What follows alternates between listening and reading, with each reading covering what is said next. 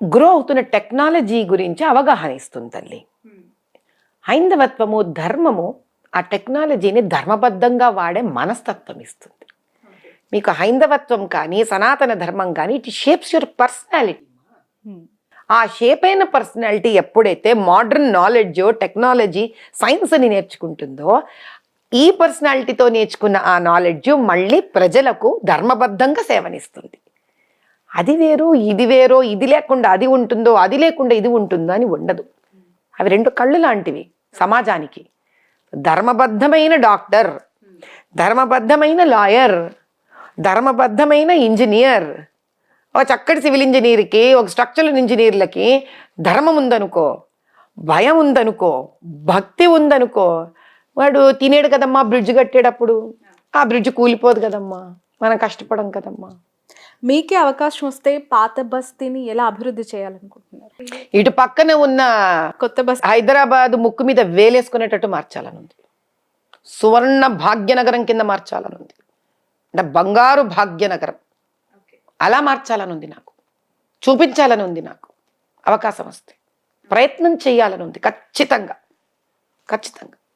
Because I have nothing to take anything. I want give back to society.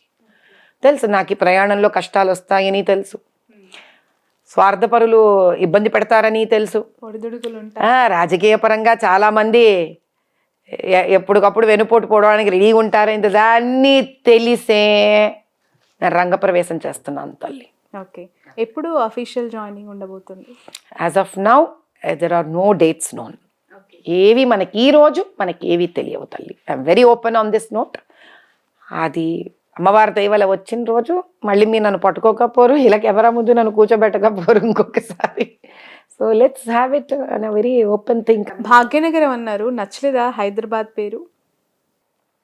ఇది నచ్చడం నచ్చకపోవడం గురించి కాదు తల్లి. అవసరం అంటారా భాగ్యనగరం అనే పేరు? ఆ పేర్లు ఎంత అందం ఉంది తల్లి. భాగ్యమే కదా తల్లి మనకు కావాలి. బాంబే, ముంబై అవ్వచ్చా? అసలు భాగ్యనగరం నామకరణం ముందు ఎవరు చేశారు? పోనీ మీరు నాకు చెప్పండి, ఎవరు చేశారు?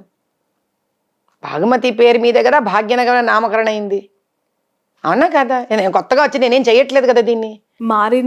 మారుతూ ఉన్న మెట్రోపాలిటన్ సిటీస్కి అనుగుణంగా ప్రస్తుతం అంతా సెట్ అయిపోయింది అనుకున్న క్రమంలో మళ్ళీ పేరు మార్చి దానికి ఒక కొత్త అర్థాన్ని, నిర్వచనాన్ని వెతుక్కోవాల్సిన అవసరం. దేశం అంతా మారుతున్నాయి కదమ్మా పేర్లు. అదే బీజేపీ చేస్తూ ఉన్న ఈ చేంజింగ్ పాలసీస్ని ఎలా చూడాలంటారు? అదే కదా మన అనేది, అదే కదమ్మా. నా, మన, నా దేశం ఏంటి మరి? నా అన్నది ఎట్లా? ఇప్పుడు నా పేరు మాధవీలత, మీ పేరు తల్లి మళ్ళీ శ్రావణి. ఇప్పుడు నా పేరు మాధవీలత నుంచి ఇంకోటి ఏదో అయిపోయింది అనుకోండి, మ్యాట్ పాట్ ఫీటో ఏదో అయిపోయింది అనుకో, మీ శ్రావణి పేరు ఇంకోటి ఏదైనా అయిపోయింది అనుకో, why would you want to like it? ఇప్పుడు నేను వేరే దేశానికో వేరే చోటుకో వెళతాను. సరే, ఒక చిన్న ప్రశ్న వేస్తాను. మీరు యూరప్కి వెళ్ళండి, అమెరికాకు వెళ్ళండి, మిడిల్ ఈస్ట్కి వెళ్ళండి, ఎవరైనా మన పేర్లు పెట్టుకొని వీధులు పెట్టుకున్నారా? మన పేర్లు పెట్టుకొని స్టేట్స్ పెట్టుకున్నారా? మరి మనకెందుకు వద్దు మాది? నాకు అర్థం కాదు. మనకెందుకు ఆ ఓనర్షిప్ వద్దు? మన అన్న ఓనర్షిప్, పైగా ముందు హిస్టరీలో నామకరణం అయిన పేరే కదా మళ్ళీ మనం కోరుకుంటున్నాము. తప్పే ఉంది అందులో? నాకు అర్థం కాలేదే, నాకు అర్థం కాలేదు. వాళ్ళు అక్కడ ఎంజాయ్ చేసి వాళ్ళ పేర్లే పెట్టేసుకొని ఇక్కడ పేరు పెట్టేసుకొని ఎక్కడ పోయి పెట్టుకుంటామమ్మా మనం పేర్లు? ఇంకా నాకు అర్థం కాలేదు. పైగా ఏమైనా కొత్త పేరు ఇస్తున్నానా? నేను కొత్త పేరు ఇవ్వట్లేదే. అందరూ సామరస్యంగా ఒకప్పుడు భాగ్యనగర్ ఉన్న పేరే కదా భాగమతి తరపున, అదే పునః కోరుకుంటున్నాం అంతేగా. ఓ టర్న్ పోనీ, ఈసారి మన టర్న్ అనుకుందాం అంతే. ఏమైంది అందులో? ఎందుకు? ఇప్పుడు ఇన్నేళ్ళు మనం విన్నాం కదా హైదరాబాద్ అని, హ్యాపీగానే ఉన్నాం కదా. ఇప్పుడు మరి మనం భాగ్యనగర్ అని పెడితే అందరూ హ్యాపీగానే ఉండాలి కదా. హైదరాబాద్లో లేనిది భాగ్యనగరంలో ఉండేది ఏంటి? ఇది మంచి ప్రశ్న తల్లి. టూరిజం డిపార్ట్మెంట్ని కనుక మనం ఆ టూరిజంని కనుక మనం టూరిజంని కనుక మనం వీక్షిస్తే, ప్రత్యేకించి మీకు చార్మినార్ ఉంది. ఏది? హైదరాబాద్కి అదే మీకు గొప్ప స్థానం కింద చూస్తున్నాం అందరం. దాని వయసు 400 సంవత్సరాలు ఏమ్మా. కానీ మీకు తెలుసా, అంతకన్నా 450, 500, 550, 600, 650, 700 పురాతనమైనవి ఎన్నో మీకు ఆ భాగ్యనగరంలో ఉన్నాయి, పాత బస్తీలో. ఆ లెక్క ప్రకారం తీసుకుంటే అసలు 100కు పైపెచ్చు దేవాలయాలు ఉన్నాయి. చోళుల సామ్రాజ్యం నుంచి కట్టిన దేవాలయాలు, నరసింహస్వామి దేవాలయాలు, కోనేర్లు అంటే బావులు. ఎవరికి కావాలి ఈ చరిత్ర? ఎవరికి ఇంట్రెస్ట్ ఉంది నా చరిత్ర మీద? ఇవన్నీ బయటికి తీయడమే నా పని. నేను ఊరుకోను. మొన్న నేను యాగం చేసామా సీతారాం బాగులో, అక్కడుందమ్మా పక్కన శివాలయము, చిన్న శివాలయం. ఆ సీతారాం బాగులోని సీతారాం దేవాలయమే కనీసం 500 ప్రాచీన దేవాలయం ఇంచుమించు. అంతకన్నా ప్రాచీనమైంది అక్కడ ఒక శివాలయం ఉంది. కాబట్టి our tourism is not just one Charminar which we are very proud, but there is so much more than Charminar in that old city.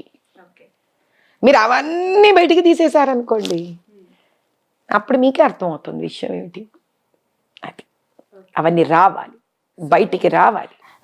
Me planning చాలా పెద్దది, దాని వెనుక మీరు చేయాల్సిన ప్రయత్నం కూడా చాలా ఎక్కువగానే ఉంది అనిపిస్తుంది.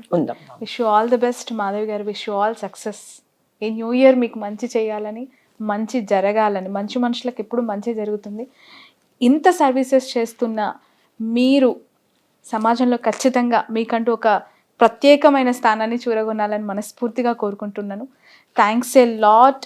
అండ్ ఖచ్చితంగా నెక్స్ట్ డెవలప్మెంట్స్ మీద మరొక ఇంటర్వ్యూ ఇప్పుడే అడిగేస్తున్నా టైం. దాన్నేమో తెలియదు, ముందు నో చెప్పలేదు, తర్వాత నో చెప్పను. కానీ ఈసారి వచ్చేటప్పుడు భగవంతుడి దయ వల్ల అందరం కోరుకుందాం, ఇంకా ఒక మీరు అనుకున్న పొజిషన్ లో ఉండి ఇవ్వాలని నేను కోరుకుంటున్నాను.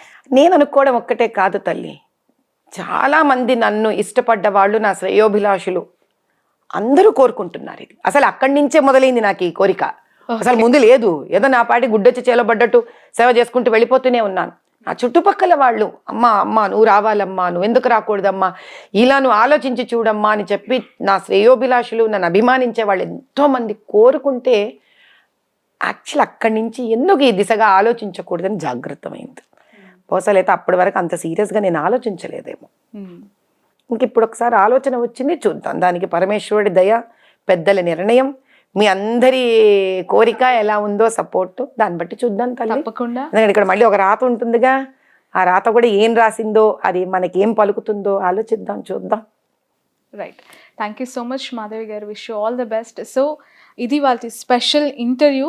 కొంత పాజిటివ్ ఎనర్జీ తెప్పించడమే నా ప్రయత్నం. మాధవి గారి మాటల్లో మీ అందరికీ ఆ పాజిటివ్నెస్ రావాలని. ఎందుకంటే మీతో మాట్లాడుతూ ఉంటే ఇంకా ఏదో అడిగించుకోవాలి, ఇంకా ఏదో మాట్లాడుతుంటే వినాలి, ఇంకా ఏదైనా కొత్త విషయం మీ ద్వారా తెలుసుకోవాలి, ఇలా అనిపిస్తోంది. మనం దీన్ని ముగించే ముందు చక్కటి అయోధ్య ఇప్పుడు జనవరి 22కి ప్రాణప్రతిష్ఠ జరుగుతోంది. నేను మర్చిపోయాను, మీతో ఒక అద్భుతమైన పాట పాడించుకోవాలనుకున్నాను. నేను మర్చిపోయాను, సీరియస్లీ పాడాలి, అద్భుతమైనది. దాన్ని ఒక చిన్న ట్రాన్స్లేషన్ చేసాం మేము. Let's try to attempt it please. ఇప్పుడు మీ దగ్గర ముందు ఇది. అయోధ్యాపురిలో రామచంద్రుని ప్రాణ ప్రతిష్ఠ కానుంది. అయోధ్యాపురిలో రామచంద్రుని ప్రాణ ప్రతిష్ఠ కానుంది. ఆహ్వానము మనకు వచ్చింది, మనమందరం అయోధ్య వెళ్ళాలి. ఆహ్వానము మనకు వచ్చింది, మనమందరం అయోధ్య వెళ్ళాలి. జయ బజరంగి జయ హనుమాన్, వందే మాతరం జయ శ్రీరామ్. జయ బజరంగి జయ హనుమాన్, వందే మాతరం జయ శ్రీరామ్.